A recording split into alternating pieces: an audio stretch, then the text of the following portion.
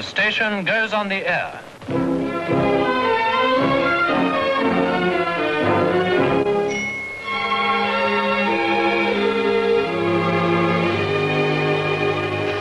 A mighty maze of mystic magic rays is all about us in the blue.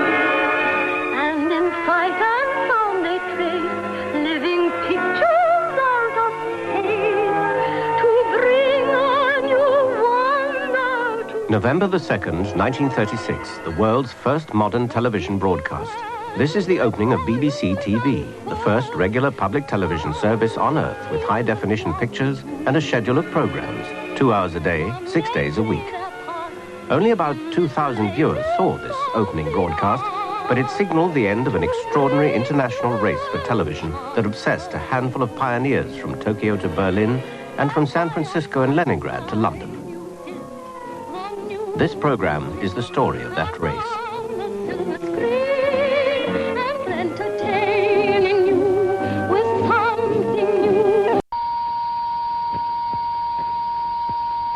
This is the BBC television service. We now present another program in our series of experimental transmissions in colour.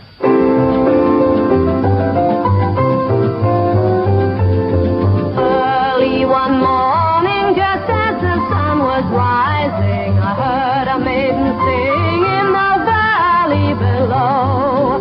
Oh, don't deceive me, oh, never leave me. I'll put you use a poor maiden song. One's a bit green in the shadows on the left. Is that shading?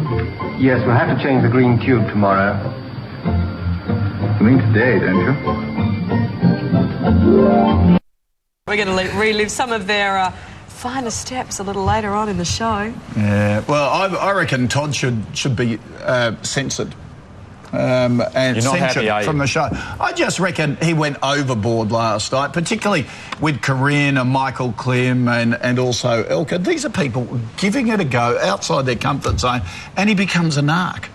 You know, there's something... I think he's a bit mentally unbalanced. Kirsty says he tells it as he sees it. Oh, Let's not bring in mental stability. I know he's being a judge. It's 7 o'clock. But you give people respect, though, who have done, you know, they're in there giving it a go. And you be nice to them, I think. Be critical, but also be constructive. I think we need to talk to Todd tomorrow. Oh, no, he's not coming on this show. Right now, news time. Here, Simon. What happened to respect? Thank you, Koshy. Good morning, everyone. Police have shot and killed a man in Brisbane after he allegedly tried to run them over last night. 7 reporter Kim Scubris is at the scene. Kim, can you talk us through what happened? Good morning. Well, it was around 11 o'clock last night and 2 policemen were on a regular patrol through the streets of Yurongpili, which is on Brisbane's south side.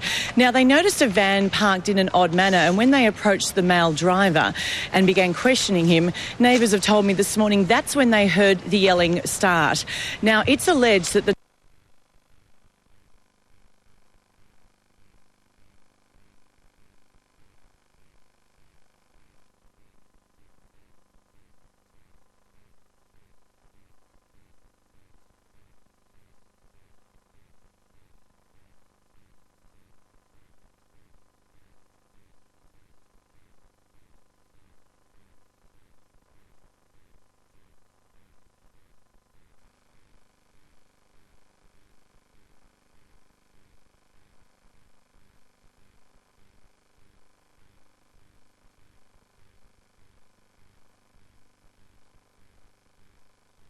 easier it is to manage your shape.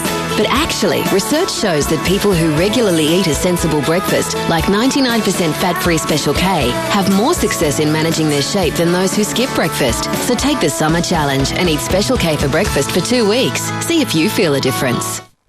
To make sure my home always smells welcoming, I have a secret. Airwick Freshmatic Mini. Small and effective, it automatically diffuses a delightful fragrance. Where does that lovely smell come from? That's my secret. Airwick Freshmatic Mini. Airwick, it's good to be home.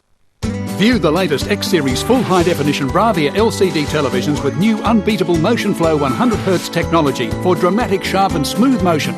Giving honest advice and the best negotiable prices for 50 years. Taronga Zoo has all sorts of families. From families of big cats to families of elephants. Visit Taronga Zoo. It's the best day out in Sydney. And book online with Ticketek right now for 10% off. Not getting a lot back from your insurer? Talk to NRMA Insurance. No other insurer awards you like they... What she had to tell us. As I was approaching the Ritz, it was parked, and then I caught it when it was chasing her car. Wow. Gosh.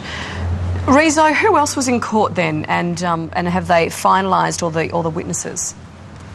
Yeah, they're still working on the witness list and they haven't got back to us about that yet. But yesterday in court we had, obviously, Mohammed Al-Fayed, the famous owner of the Harrods department store, the father of Dodi, who was killed with Diana, and he continued to make his claims both inside and outside court that he believes that they died as a result of a conspiracy theory, a murder plot between the royal family, the establishment, the British Secret Services. Also there today was Princess Diana's sister, Lady Sarah McCorkadale. We also had Prince William and Harry's private secretary there. We had strings of lawyers for basically everybody concerned with the case. And interestingly, 2 lawyers there representing MI6, the British Secret Service, which is very rare. So the courtroom was packed. They had to build an annex on the side to fit all of the overflow in.